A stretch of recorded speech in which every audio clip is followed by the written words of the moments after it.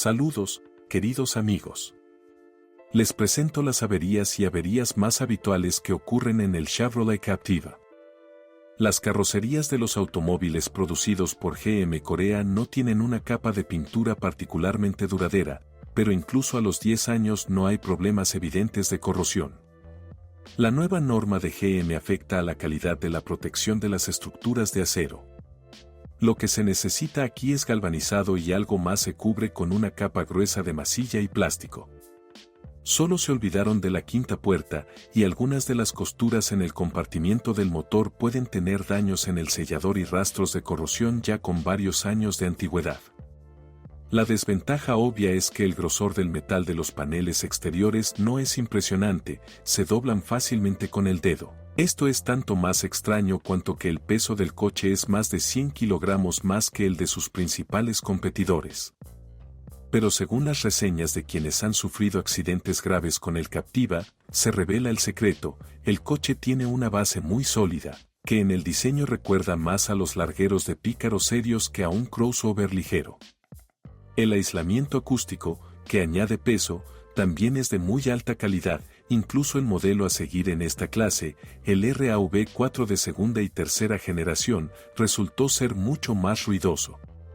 Sin embargo, las cabinas de los coplataforma Antara y SRX son aún más silenciosas, por lo que el Captiva aún está lejos de alcanzar el límite de la perfección.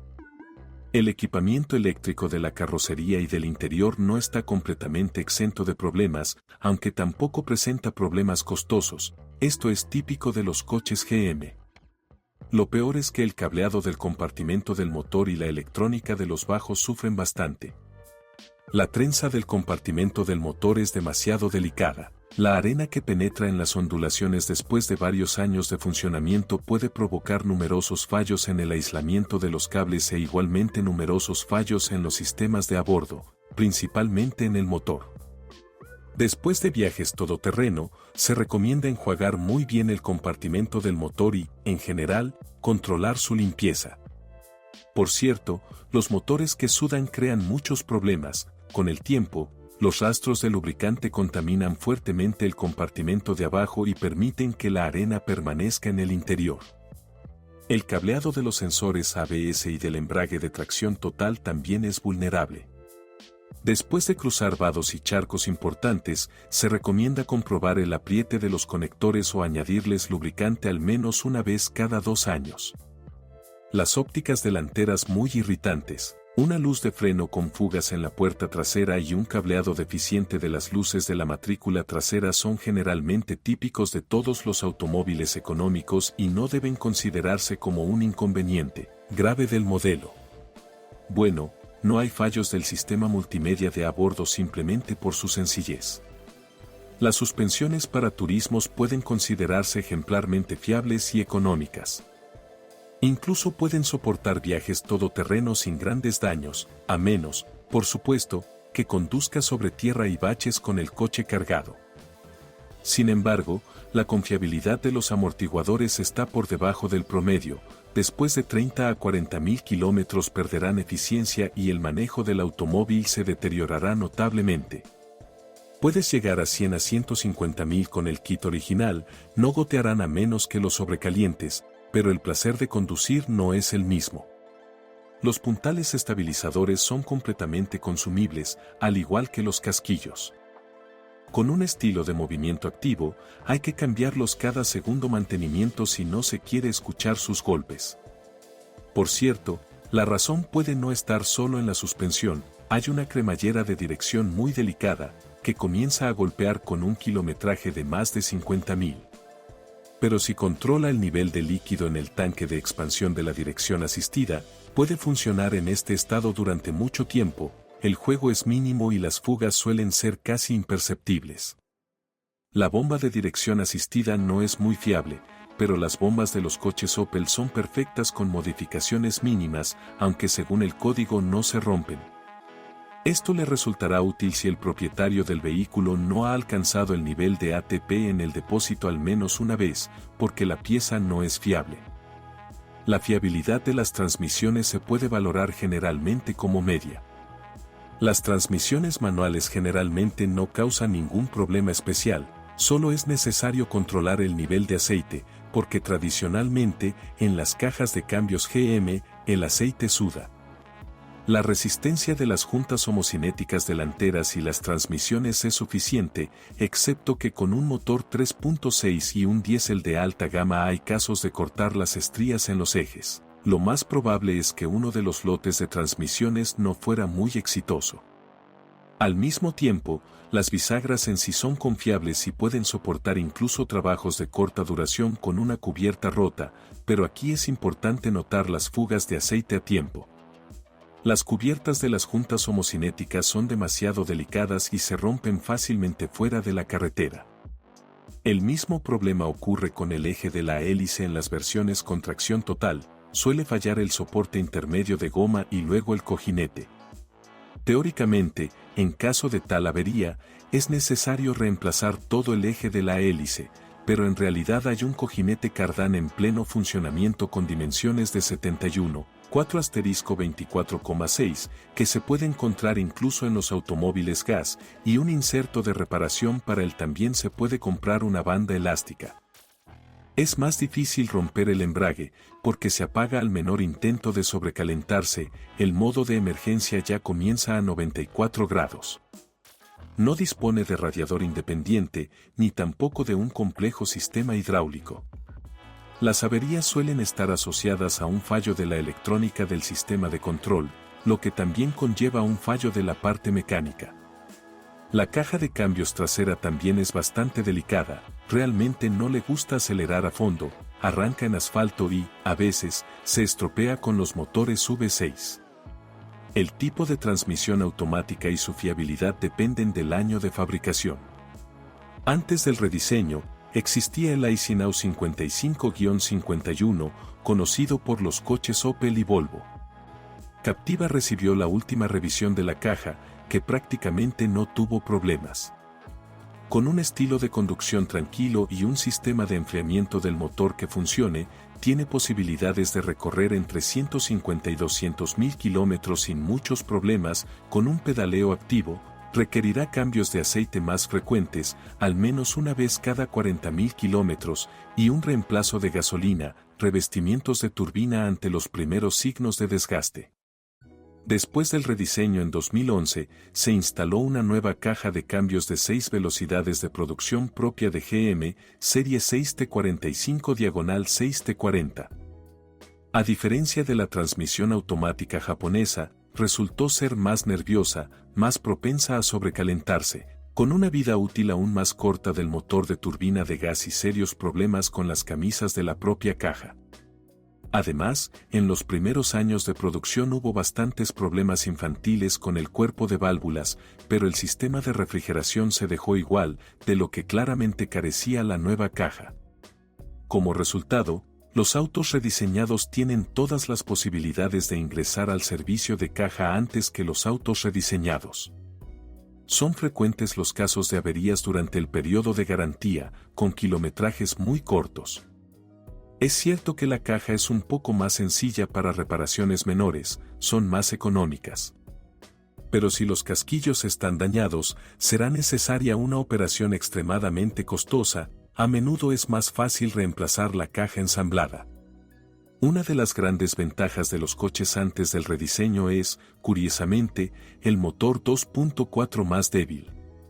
Después de todo, este es un motor Opel antiguo, solo que con un firmware muy exprimido y aburrido a un volumen de 2.4.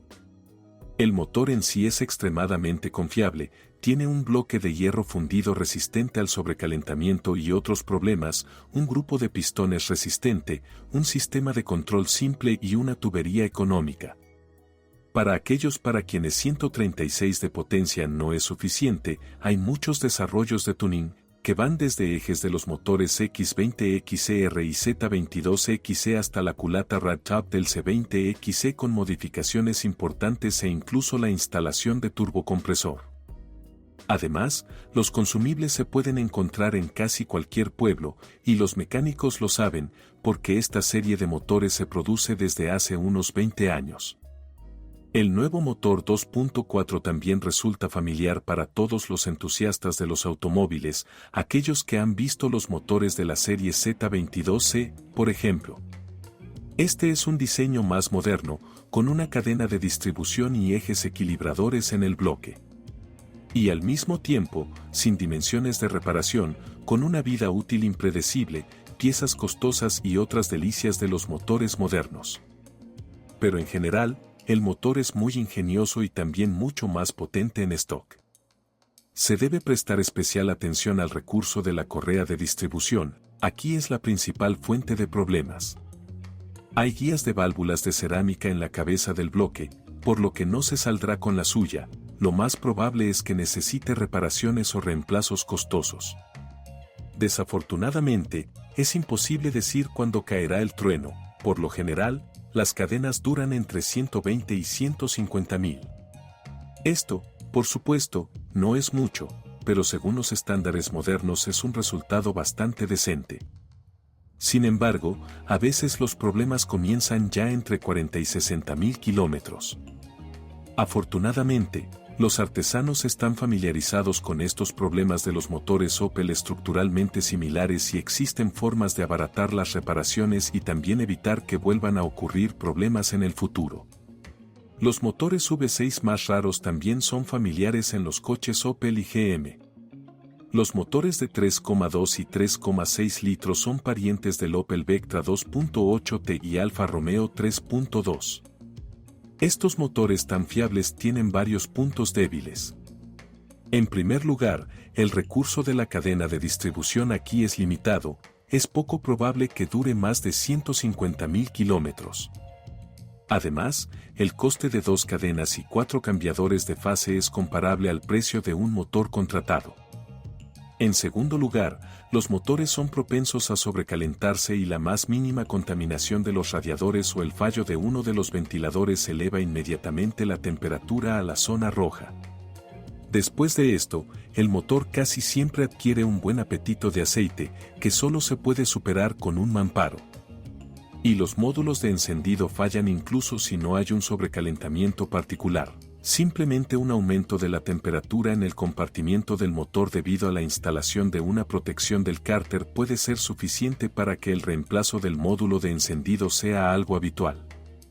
Por cierto, una característica de los coches con V6 antes del rediseño es también un sistema de escape muy caro con una válvula que apaga el silenciador izquierdo cuando se carga parcialmente. Desde 2010, este sistema de dudosa eficiencia se eliminó y los silenciadores volvieron a costar lo mismo. Por cierto, la denominación del motor en el catálogo de Opel Z32C es engañosa, difiere mucho del motor del mismo nombre del Vectra C. Por ejemplo, la correa de distribución y el bloque del Vectra son completamente diferentes. Trate de no hacer alarde de su conocimiento del modelo de motor frente a los vendedores y elija las piezas de repuesto con más cuidado. El motor 3.0 es de serie más nuevo, tiene inyección directa, una correa de distribución más fiable y una bomba de inyección muy lograda. Simplemente es demasiado pronto para hablar de problemas graves, todavía no han aparecido. Pero muchos propietarios notaron un apetito de aceite decente y la misma tendencia a sobrecalentarse ante el menor indicio de contaminación del sistema de refrigeración. Se recomienda encarecidamente que todos los motores de gasolina tengan un intervalo de cambio de aceite de no más de 10.000 kilómetros, excepto el viejo 2.4 de 136 caballos. No es tan crítico. Y el aceite nativo de Exos 25W30 tampoco es la mejor opción.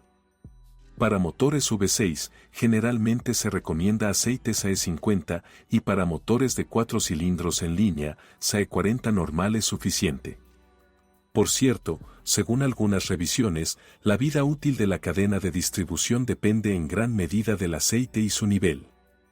Los motores diésel 2.0 en los automóviles antes del rediseño no provocaron quejas especiales por parte de los propietarios. A pesar de que llegaron a Rusia solo después de pasar por Europa, estos coches no se vendieron oficialmente aquí. Debido a la pequeña cantidad de estadísticas serias sobre ellos, no hay estadísticas serias, excepto quizás las quejas sobre la vida no muy larga de los inyectores, La sensibilidad al combustible diésel en mal estado y la vida útil de la correa de distribución en nuestras condiciones no supera los 60.000 kilómetros.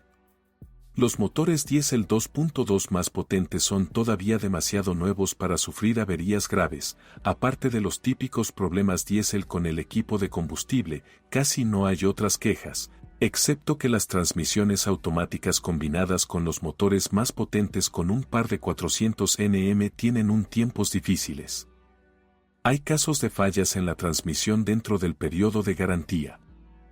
Aquí es donde se agota la información sobre los problemas del Chevrolet Captiva. Si sabes más o no estás de acuerdo con lo escuchado, te espero en los comentarios.